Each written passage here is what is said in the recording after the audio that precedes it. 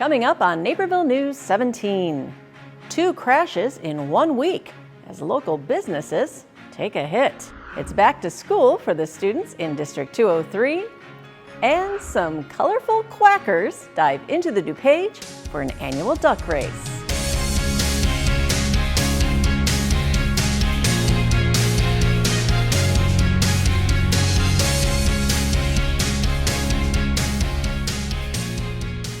Hello everyone, I'm Kim Pierce. Thanks for joining us for this week's Naperville News. 2 cars crashed through the front windows of Naperville businesses just days apart. Naperville News 17's Casey Krajewski has more. Twice in the same week, a car was driven through the front window of a Naperville business.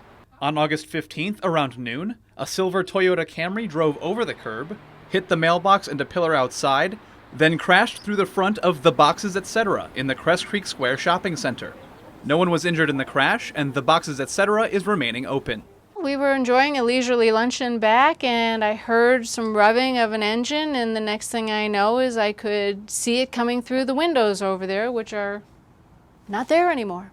It bore a striking resemblance to the scene at Paris Bistro in Naperville Crossings earlier in the week. 2 days prior, a woman drove her minivan through the front window and door of the restaurant. She meant to brake, but accidentally accelerated. Though there was one couple dining there at the time and the manager was behind the bar, no one was injured.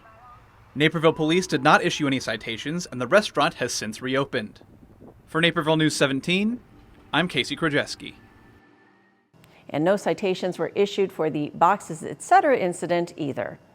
College of DuPage's union members recently made a push for a new contract. Naperville News 17's Christine Lena tells us more. What do we want? Fair contract. When do we want it? Now. Union members and supporters rallied at College of DuPage to continue their work toward locking in a 3-year contract. Their previous one had expired at midnight on Tuesday, August 13th, with the school year beginning just 6 days later. So we've been negotiating for a fair contract starting back in January. And what we're looking for is a contract that preserves the learning environment that we know is successful for our students, that creates the environment that we know supports student success, and that also fairly compensates our faculty, a number of whom have had salary freezes for more than 3 years, and starting salaries that have been frozen for 3 years. After months of talks with the Board of Trustees, no resolution had been reached. COD Board Chairman Frank Napolitano said in a statement, "We have a first-rate faculty and staff here, and we fully recognize the need to be competitive with our salaries, benefits, facilities, and every other factor in making COD a good destination college for students in DuPage County. We also must balance the finances with the burden we place on our taxpayers in the district, who have always demonstrated generosity in supporting the college. Our board firmly believes we can do both those things with a spirit of cooperation and appreciation on both sides." The ongoing negotiation led Toller to take action and lead nearly 300 COD-FA members and dozens of other supporters in a rally on campus. I think it's important for all education professionals to stand together, especially in this time of so many different entities battling with public education. I think it's important for us to show our solidarity and our unity with situations like this, to show that education matters, and right now education matters as much as it ever has, if not more than it ever has. Shortly beforehand, the Board of Trustees announced it had signed a formal mediation agreement, something the CODFA had requested on July 30th.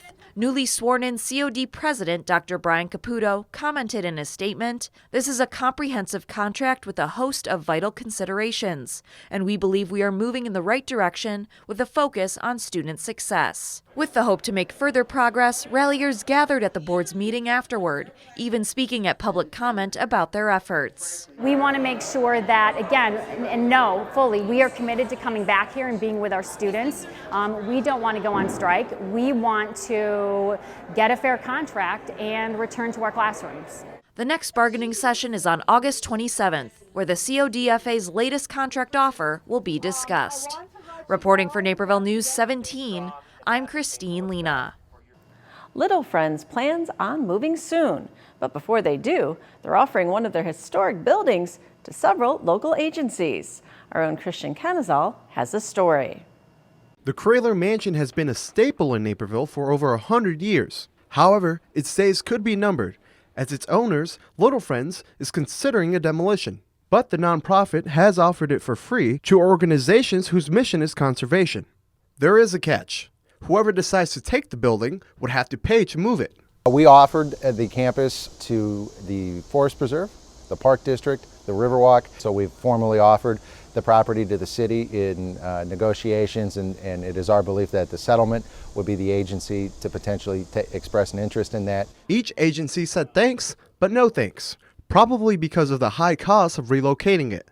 Moving the building just 100 yards would cost $500,000. Little Friends now awaits a report by the city on its campus. Once completed, they'll present their case to demolish the building to the Historic Preservation Commission. We know that Little Friends needs to invest in our people and our programs, not this property, and we're just seeking approval so that we can sell this without costly restrictions imposed on us and move forward with what we believe is in the best interest of our organization. Little Friends hopes they can present to the HPC in the fall. They'll use the proceeds from the sale to move to their new facility. For now, that home would be in Warrenville, but if the sale is drawn out, the location could change. For Naperville News 17, I'm Christian Canizal. The nonprofit also will entertain market offers for their property in the meantime. After the break, new developments are drawing near at the Fox Valley Mall.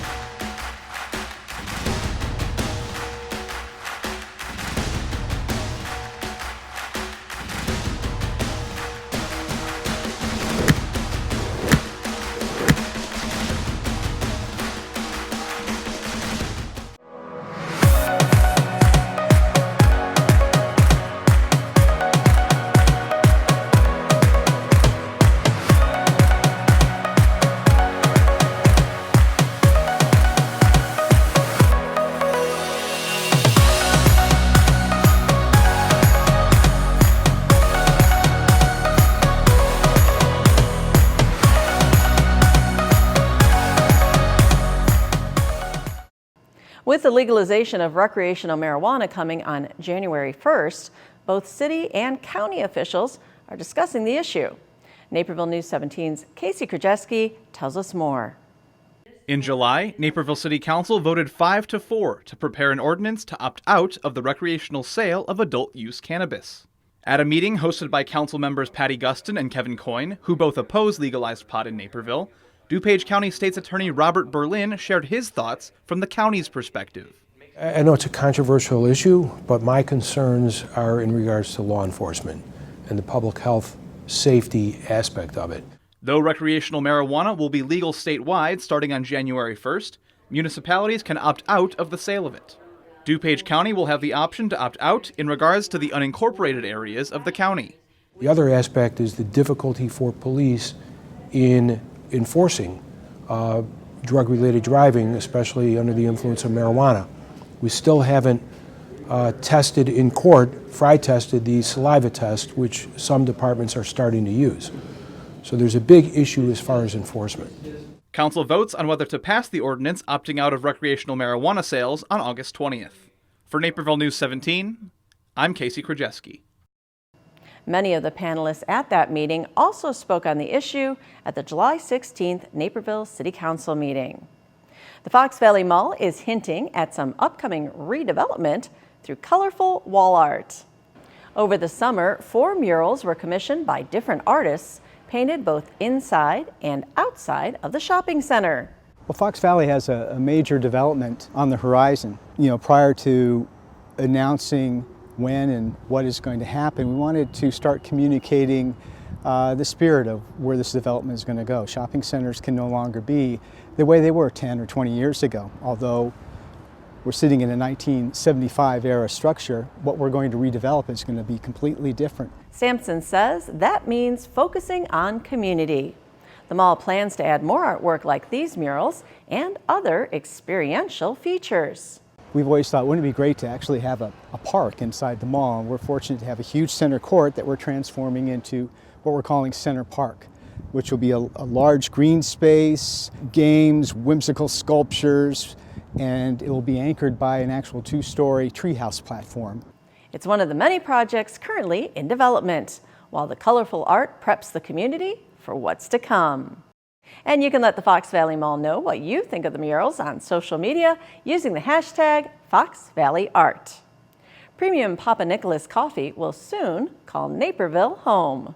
The coffee distributor recently purchased a building at 1620 Frontenac Road to bring its corporate offices and production facility to town. Papa Nicholas was founded in 1982 and distributes more than 5 million pounds of coffee each year. Also new to that area will be Fluid Air Inc., which is leasing the 2119 Fisher Drive property. The company provides custom solid dosage processing equipment and systems. These two exciting projects with Papa Nicholas and Fluid Air kind of go along with what we're seeing in the corridor. Our I-88 corridor is a very large employment center, and with both businesses, corporate businesses, industrial businesses. More information about both companies can be found on the Naperville Development Partnership website. Seniors needing a check on their home safety can get just that through a new service the Naperville Fire Department is now offering. The department's free home safety surveys will bring firefighter paramedics to your home to check for fire and fall hazards. I think it's great because our senior population is at risk for fire hazards and for tripping hazards, medical emergencies. So to come out here before any of this stuff happens is great because it actually prevents us from coming here in the future in a true emergency. The free inspections are for those 65 and over and living independently. Whenever I have an opportunity to broaden my knowledge so that I can pass it on to other people, that is one of my goals in life. To sign up for their schedule, you can call 630-305-7055 or email mclaughlins@naperville.il.us. Those who participate in the survey will also get a free fire department goodie bag. Coming up, these 5 sisters are having a merry time with a sweet new business.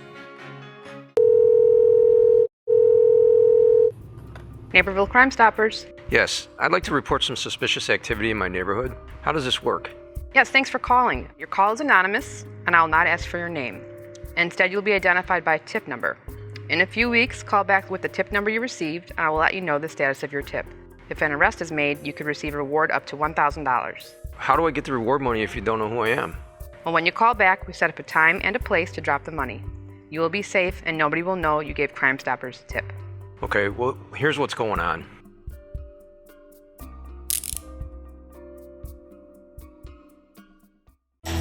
The dog days of summer are here. Just ask NCTV's newest team member, Scoop. You can find this canine with the camera keeping a watchful eye at the corner of Webster and Water Streets, helping NCTV 17 get the scoop on what's happening around town. To fetch the latest from Scoop, just get your paws on a smartphone or computer and visit nctv17.com/subscribe to sign up for free news updates. And that's what's happening right here in Naperville. And while you're at it, show Scoop some love. Vote for him as your favorite painted pup at downtownnaperville.com/sculptures.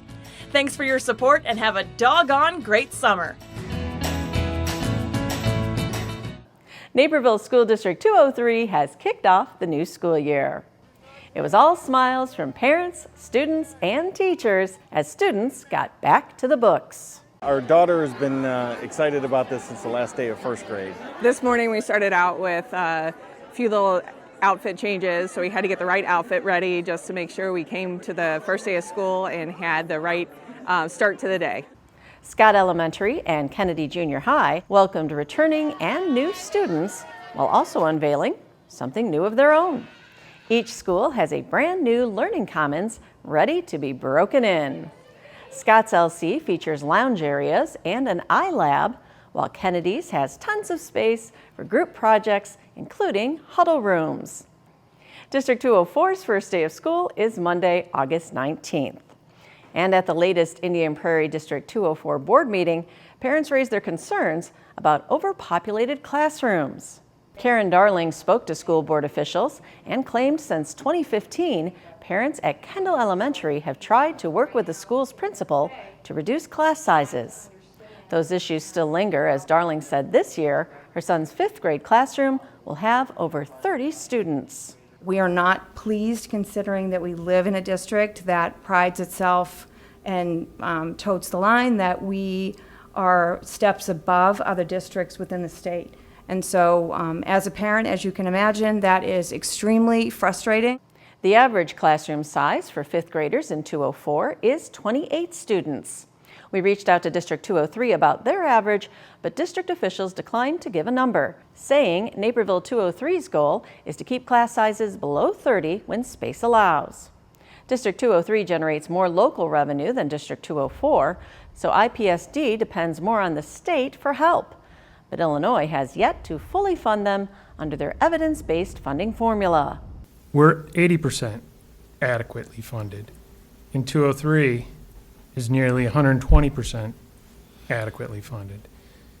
And so they have more resources, generally, to do things a little differently than we do. That's one of the ways to compare it. This year, District 204 received an additional $2 million from EBF, but they spent that money hiring 17 staff members who will help at-risk students. Superintendent Karen Sullivan said if the district receives more money from the state next year, they could tackle more of their Focus 204 goals, which include reducing class sizes. There's a new deputy in the DuPage County Sheriff's Department, and he's got quite a nose for crime. Nitro is a German Shepherd Belgian Malinois mix who has joined the canine unit at the sheriff's office. Nitro is trained to sniff out explosives and alert his partner, Deputy Frank Kraler, if he finds anything. His first job, the BMW Championship at Medina Country Club. We're trained in explosive detection, so we go out, we'll pre-search any events like this before anything starts. I think we're working pretty well together as a team, and he does his thing and I follow along pretty much. DuPage County Sheriff James Mendrick is putting more emphasis on the canine unit.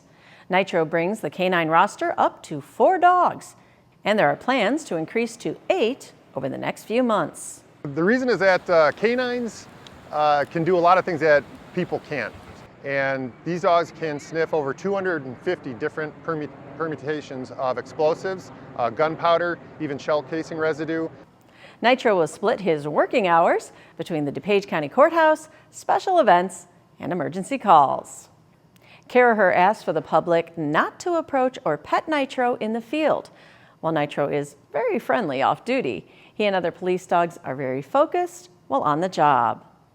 A sweet new business has been riding around town all summer long. Naperville News 17's Christian Canizal has the scoop. Hi, I'm Mary Faye. Hi, I'm Ellie Mary Colleen. Hi, I'm Frances Mary Patricia. Hi, I'm Molly Mary Claire. Hi, I'm Mary Edith. The 5 sisters combined to make Sweet Mary's ice cream. The tasty business began this summer, but the idea of it started last fall. My mom and I were just kind of talking, and she was really frustrated that some of us who are under 16 couldn't get jobs. So like Molly and Edie, and then it kind of just turned into like literally a Sunday conversation. All of a sudden, like, hey, what about Sweet Mary's? Like, this could work. It certainly has. The girls estimate they sold nearly 6,000 ice cream products. They buy in bulk and resell for a sweet profit. And that's no surprise, because every one of them excels in their role. I usually take the role of like interacting with customers, especially during this part. Franny's kind of our inventory girl. She's awesome, loves that stuff, designed a whole spreadsheet, like kind of gets into that. Ellie was doing some runs for us, so getting change, getting more ice cream. And Molly's really dialed in with the money credit card thing. And the youngest Mary, 7th grader ED, well, she's the sales expert. Ice cream, you scream, we all scream for ice cream. The girl-powered group has biked over 600 miles, selling everywhere from neighborhoods to school functions. Each pedal and ice cream sold has brought the 5 sisters closer together. A lot of them have different activities, they hang out with their friends. So we do this, we bike around almost twice a day, every day during the week. So I see a lot of them when we're going around. And I've been more interactive with all my sisters because of Sweet Mary's. So yeah, it's helpful. With school starting back up, unfortunately the community will see less of Sweet Mary's. But every once in a while, you can still see them and get some of your favorite ice cream. For Naperville News 17, I'm Christian Kenizal. To see where Sweet Mary's ice cream will be next, you can follow them on Instagram. Up next, athletes do some heavy lifting at the National Throws Championship.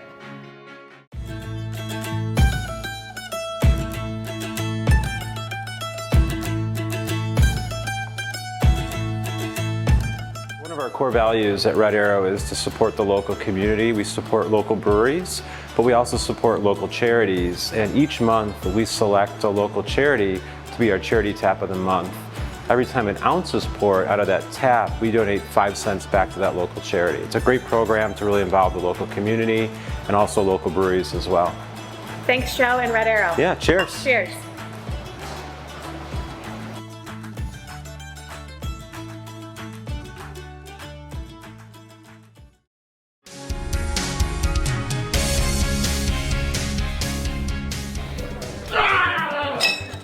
That's the sound of determination that mirrors the feeling at the United States Track and Field Masters National Throws Championship at Benedictine University.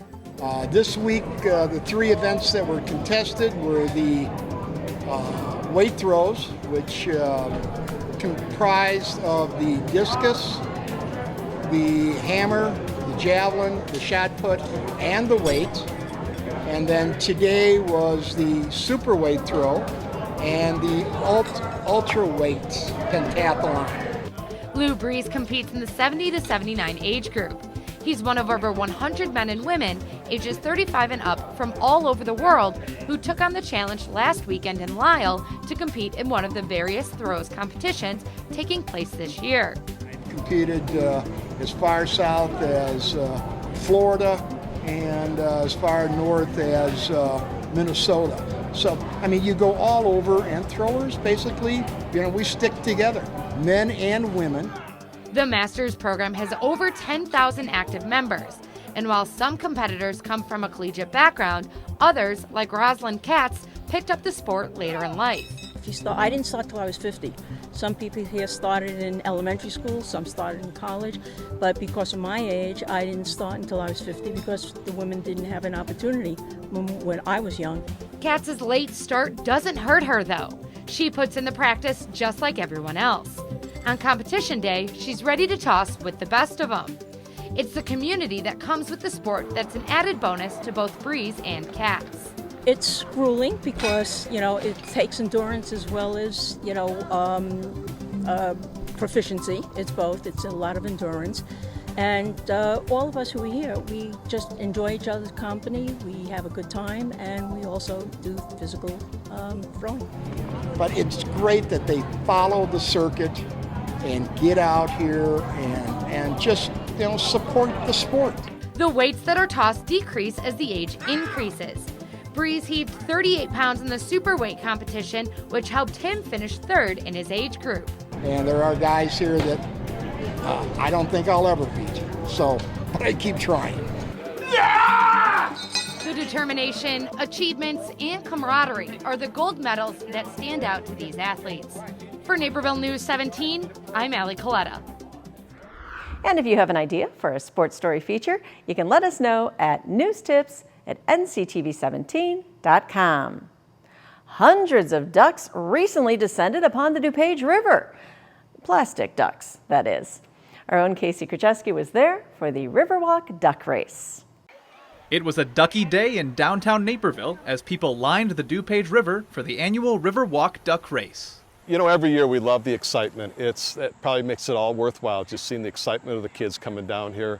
And we like to walk between them because it's just the comments you hear. And even the adults just walking up to the race where we dump them at the bridge. And it makes it all worthwhile for us right there. But before the Riverwalk Foundation started the race, the public had a chance to decide who was the fairest feathered friend. While NCTV 17's own Ziggy Starduck and the DuPage Children's Museum's mallard had kids bubbling with excitement, St. Patrick's Residence's nun duck won top billing. Then, without further ado, all 1,640 ducks were let loose into the river, to the delight of onlooking kids. I liked when they dumped the ducks at the beginning. After a short paddle down the river, the winning ducks finally crossed the finish line. The owners of ducks coming in first, second, and third place won $1,981, $500, and $250 respectively. Yeah, we looked at them before they put them into the river, and it's just kind of random, but yeah, I don't know. I saw a 4-digit number, and I thought maybe. A fun event for the whole family, drakes, hens, and ducklings alike. For Naperville News 17, I'm Casey Krajewski. And race officials monitored the event to make sure there wasn't any foul play. And that's what's happening right here in your neighborhood, Naperville. We'll see you next week. Until then, you can catch up on local news by signing up for our NCTV 17 news update delivered right to your inbox Monday through Friday. Sign-up information is right on our website, nctv17.com. This week's Naperville News 17 is brought to you in part by the following sponsors.